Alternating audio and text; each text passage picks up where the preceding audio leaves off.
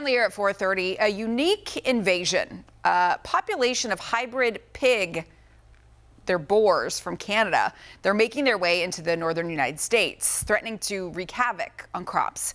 Jesse Kirsch has the details.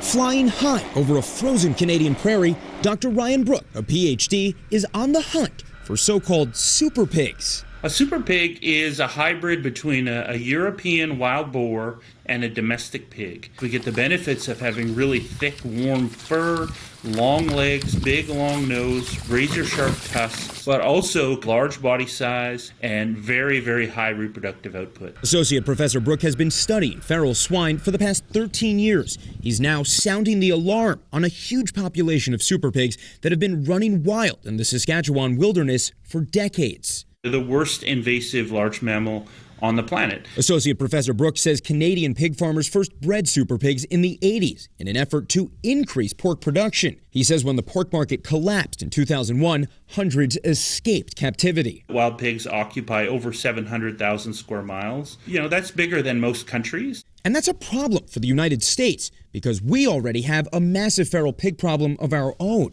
There are at least 6 million feral pigs across 35 states, mostly in the South, according to the USDA. They do massive crop damage. The USDA says $2.5 billion per year just in crop damage alone. A couple of years ago, there was a woman in Texas that was actually killed by a group of wild pigs. So far, U.S. feral pigs rarely venture to the frigid North and Midwest, according to the USDA, because they've adapted over hundreds of years to the warm, humid climate of the South. North Dakota's Deputy State Veterinarian Beth Carlson says, We receive occasional reports of feral swine, and in some cases it does seem that they may have traveled down from Canada. On top of the agricultural and environmental damage they cause, feral swine are considered a breeding ground for diseases that can mutate and possibly infect humans too. Over 30 bacterial and viral diseases, over 40 parasites that are shared between pigs and humans and other domestic animals.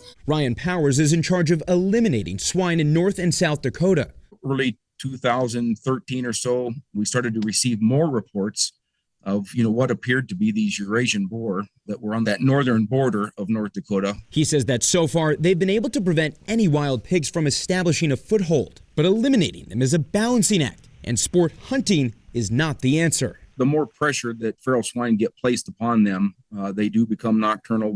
We've observed that here in North Dakota. You could even create additional problems by separating the group and having then these populations go in multiple directions. Associate Professor Brook warns what's happened in Canada is a cautionary tale. We never found a wild pig in Canada anywhere in 2002 in all of our research. Now we have thousands of them spread across Canada.